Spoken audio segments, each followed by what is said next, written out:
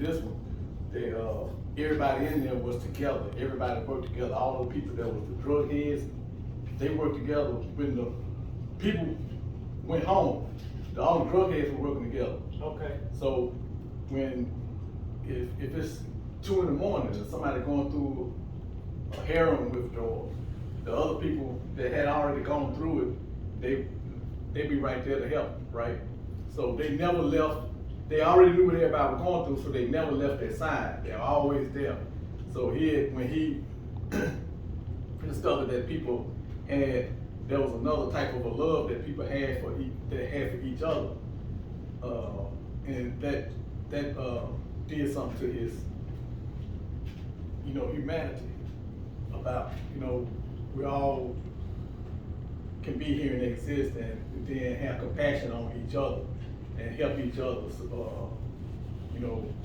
get on with their lives. So when go ahead. Writing the song, Let's Get It On, the song that had nothing to do with sensual feelings. It had to do with let's get it on with life. Because there's a part, we all are what? That's a whole different song than what he started with. Okay. Because there are different versions of it. Okay. But what his intent and what Marvin Gaye took it to make it out of. When Marvin Gaye turned it, because Ed was dating this lady, and he brought this lady's daughter to the studio sessions with him. And Marvin liked the lady. Okay. She was a girl. Okay. The lady or the daughter? She was a girl. Okay. And so he brought the daughter to the studio sessions. He was infatuated with the daughter, so he started singing to the daughter. He was singing a song to the daughter. Yeah, so his lyrics were starting to change to sensuality, and so he was like begging the girls and all of that, Satisfaction. So if you feel like I feel. Right. Yeah. So and from what I understand, Ed as a producer understood what he was doing to draw after he saw what was happening. He understood how to use that to draw the emotions within that song. So it was consensual with Ed too. It was like, okay, I see you.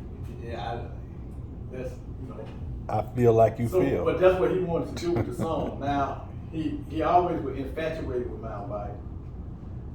So that's why he came to Mound Bayou, after he got out of rehab, came to Mound Bayou. So let's get along with life. Now it's time for me to do this. My dream is to revitalize this town or make this into something.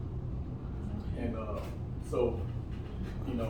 but. So let's get it on, meaning go ahead and do the academy. It was about life. Let's get it on with life. Let's move on. So he was really pushing the people in Mound Bayou as well. But he was trying to get some people on the map. And I'm just saying, when he was saying let's get it on, he was trying to say that to the folks in Mound Bayou, the black race, with everybody. Let's go and get it on. Let's get along with life. Let's get it on. Here's life. Let's get it on. Let's move. Let's let's do this. Yeah. Just do it, whatever. Yeah. Okay. But and then so he tried to start up the thing. He tried to get Maine. Sylvester Holt. Sylvester. He tried to get Sylvester to go out to LA with him. And he was, and Sylvester had never left Mound Bayou before, so that didn't happen. So somebody from Motown, he played, cause he always do that, play stuff for everybody when he get excited about it. And somebody from Motown heard it, and they let Marvin hear it, and Marvin wanted the song. So here's Maine didn't want to do nothing, didn't want to go with it. Here's Marvin say, I want this song. So he went. Oh, when okay. you saying Maine, you talking about Sylvester. So Sylvester Hogan could have been the one who sang the song. That's what he wanted. Okay. He wanted Sylvester to sing. Okay. And Sylvester just didn't, He because had never left here before. he had never left Mound He had Bayou. never left Mound Bayou before. And you said go to LA, that's like going To the Mars. moon. Yeah. Yeah. That's you can't conceive that. So he didn't he didn't go. So Wow, he could sing, but he just didn't have any it- imagination right, to he go couldn't anywhere. imagine like going to LA like this. That's TV. Well, you know, that's a big deal. You know, back Right. then, you just think about people watching the TV Be- during that the time. Beverly That was Hillbillies. a big deal. Like, them people on TV, you mean I could be out there with them people on TV? Yeah, you have to change. Swimming pools, movie stars. Yeah, I'm out here, you know, I'm out here during the summertime, out here chopping cotton and all this kind of stuff, and you say I could be out there? You know, Of course, that's a lot. Hogan was chopped cotton. I think he, at that time, was he working in the school system? He was a student, wasn't he? Because he hadn't even left to go to Jackson State. He wasn't that much older than me. Oh, yes, he was. Yes, he was. He might have been a student. Well, I don't know. He hadn't left to go to Jackson What State. years was this? I have no idea. I was in high school, so I left in 74, so it had to be, what, 71, 72? Well, he was only born in '67. No, I wasn't. Look, I wasn't there with that part. So you don't know about that part. You didn't see all of that. He used to just tell told us you. all the stories. Oh, okay. I see. So I wasn't there during that time. That's before my time. That was before your time. Yeah. Then But I was here when he came back when he came for back. when they did the facility building. When they Yeah, dedicated, right, yeah. they dedicated the facility building. He came back to that. Right. So I remember when he came back, some kids, he went outside, he was walking outside, and some kids grabbed me, he's like, let's go. And then they said, they were talking about, you know, can we go or whatever, all that kind of stuff. And then I remember said, when you come back, I'm gonna play the drum. I'm gonna be the drum when you play. Now I had forgot all about that. You said that to Ed. Yeah. When he came back for that, when I saw the picture of him at the thing, that's when it made me remember the whole situation, cause we ran outside. And How old were you? man, I don't know. We were in elementary school. Okay. So then he came back again. He came back. I probably came back for some more time, but he came back. Eventually, came back. You know, in the '80s, and then that's when he was came back to you know, start a thing to revitalize the community. So. So he came This back way of- after he had wrote the song and everything? Huh? He came back after the song was produced and everything? Song was back in the 70s. They were back in the 70s. Okay. So back in the 80s when he came back, and he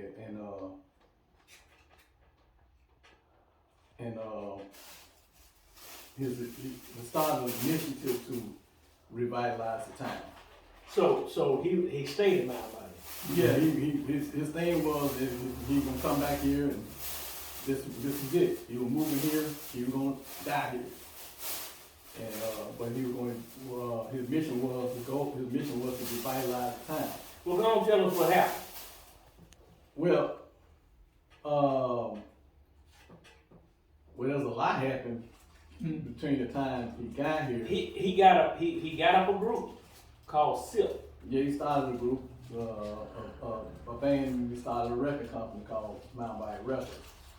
The point of the record company was that, okay, we're gonna revitalize the music, but what we'll use is we'll use a record company, start a record Put the company, fork in there.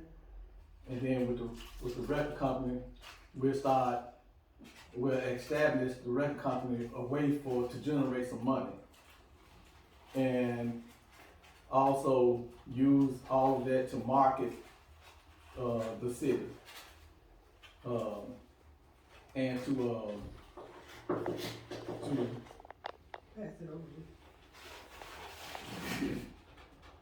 over. to market the town, and then start spin off manufacturing companies. So start developing businesses that's all centered around making record companies successful. But those same support businesses would also go into, developing, our own line of this, that, and the other, microphones and all the different types of electronics that had to do with music. So we started off with the music, and we started off with making this group all about redevelopment. So this was gonna be the hub. Yeah, Coming from Mound Bayou would be the hub of business, music side, the business side of music. yeah. And the reason why is because Well, it was business side of music, but even though he was using music, that wasn't the focus. That was the first step, because that's what he knew was music. That's what his Rolodex was extended to, was everybody in the entertainment in industry. that industry. Okay, and once you get the entertainment industry, because when he first got here, one of his first things was he was trying to get, when he first got here, the last time he was here, one of the first things he was trying to get was, people he was trying to get here was Don King. But, that's one I can remember. People like that he was trying to get on board with the city, just straight to the city. Then he went on to focus on to developing the company, developing that, and then from that he would be able to build the respect he needed. You generate leverage when you got a company that's successful like that. Now you got leverage, and then you can use that as your leverage to start your different attract different manufacturing companies here. But the manufacturing companies, because we have a successful leverage in that field, we're able to use that to manufacture, SIP items. So we wanted to use,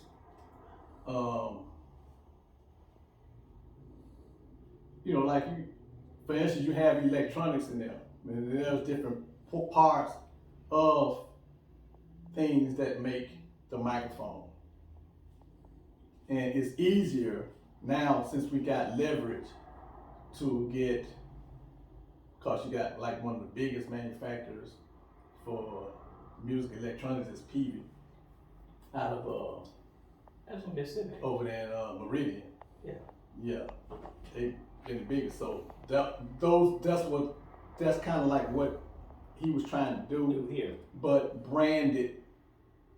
And it had always had, every brand that we always talked about always represented Mound Bayou. So it ended up having at least something that related to Mound Bayou. Yeah, and because we were going to use the Mound Bayou logo on everything. So how long did y'all talk about all of this? We talked about that every day. He talked that he was mentoring me, so we talked this stuff every day.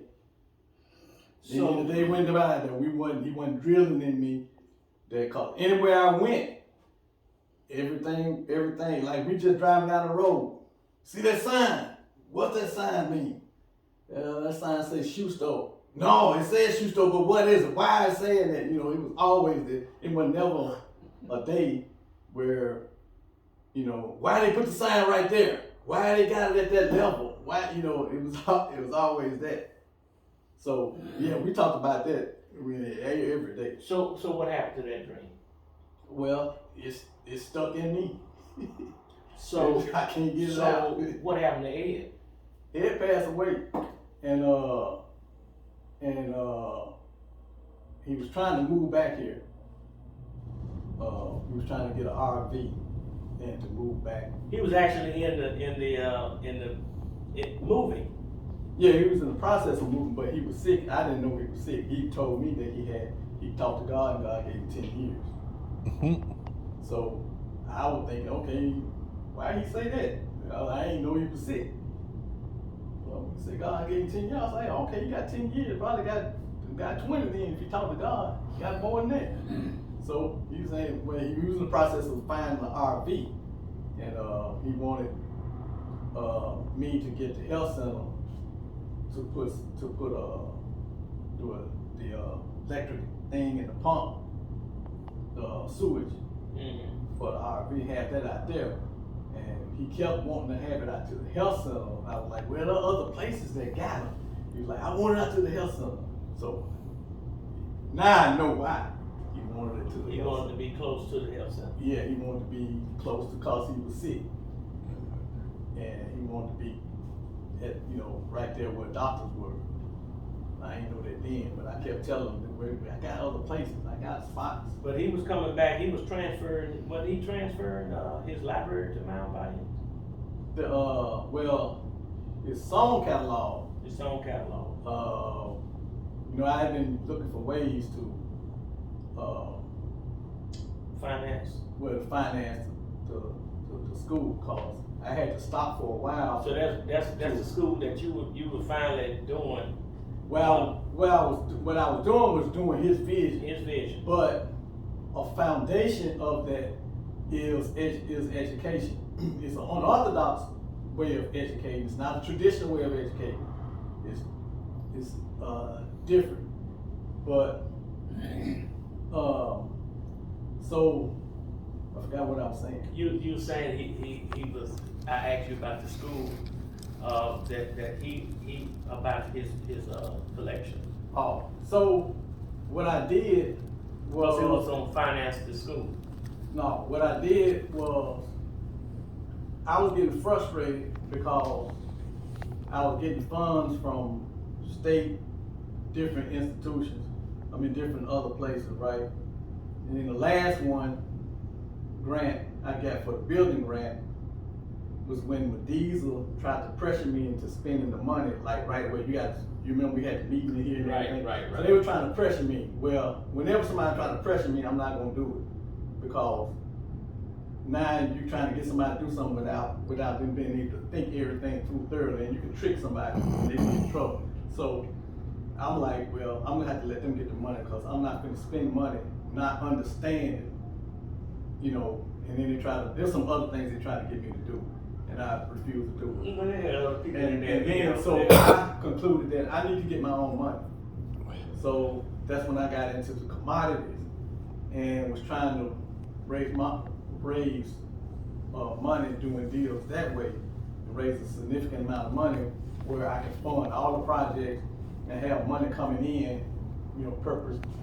whatever you call it, perpetuity. So you can continue to have money in. And that kind of got me out of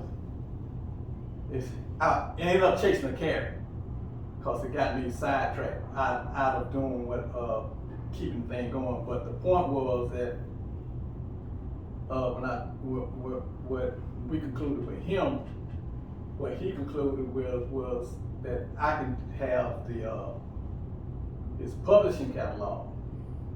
And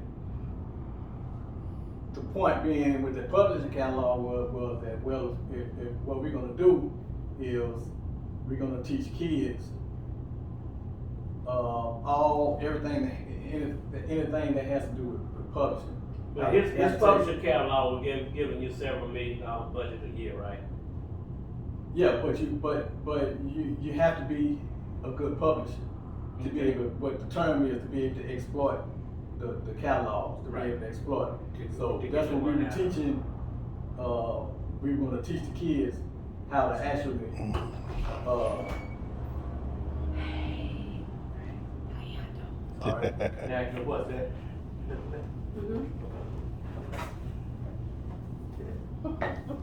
Get that. Let me ask him the question. Get that. I got it. Keep back. What's the question? All that information. What's the question? Huh? The publishing. I don't know what questions he had. Oh, so that's what it. The publishing catalog. That's what the publishing catalog was for. Is to. But he never. Because with songs, you could take like. Once I got some friends that got songs on people's albums, right? And for years, they would get checks in the mail for stuff, and they're not even doing nothing with songs. Songs just end up on random albums, like the collection of Al Green, or Al Green this or Al Green that, right? And so every year they're gonna get several $1,000s in publishing. But these are just random songs. It wasn't, major hits. But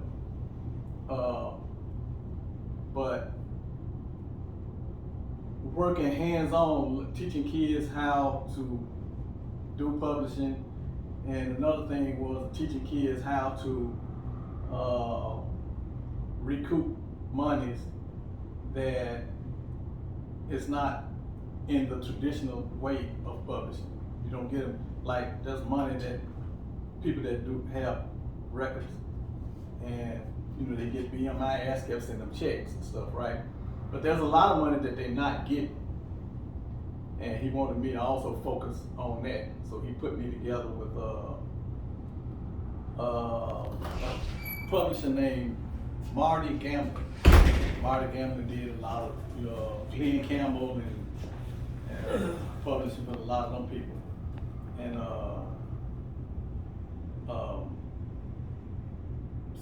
Marty Gamble and Clyde Otis. Clyde Otis was the first black person to do publishing, period.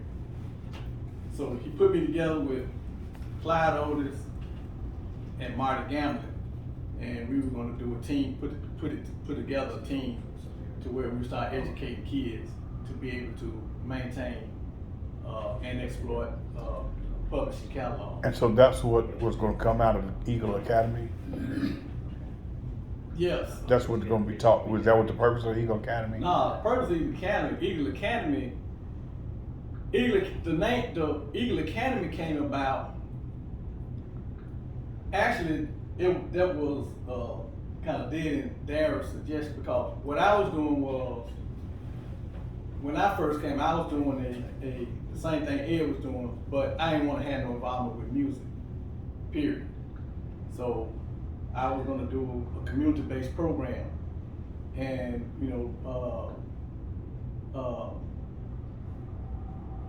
to revitalize community and everything. But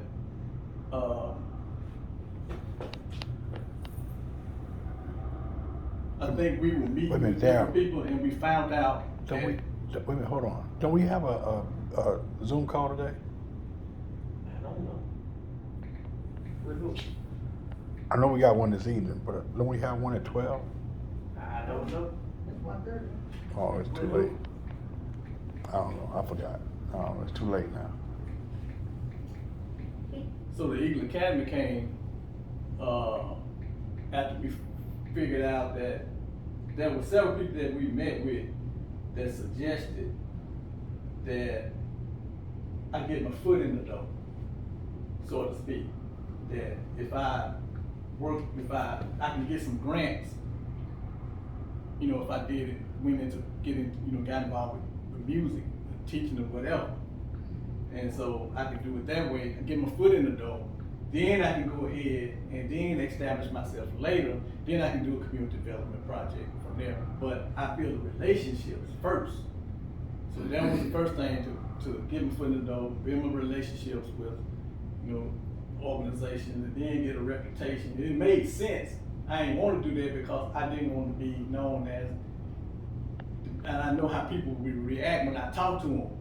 Because they will be I'll be talking to them about something, I don't have nothing to do with music, and then all of a sudden they're going to start talking about some drums. Like, we ain't discussing drums, why you bring that up? This ain't got nothing to do with music.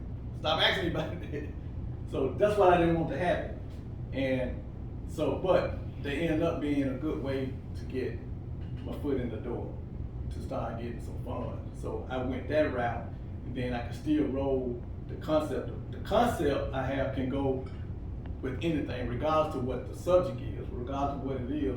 It can go with music, it can go with anything. It's because it's foundational. So that's how that's how the Eagle Academy thing, as far as, the music part, Eagle Music and Media part, that's how that started. And that's what I want to eventually interview him about, how they stole it. I'm gonna just have a complete interview with how